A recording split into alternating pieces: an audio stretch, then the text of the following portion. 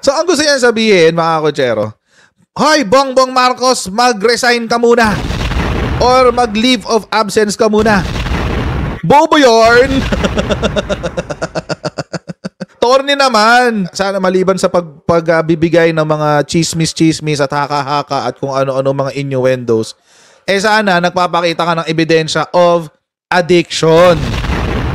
Kasi hindi ka po psychiatrist, hindi ka po psychologist na may expertise sa addiction para mag-diagnose. Not just diagnose, but diagnose online.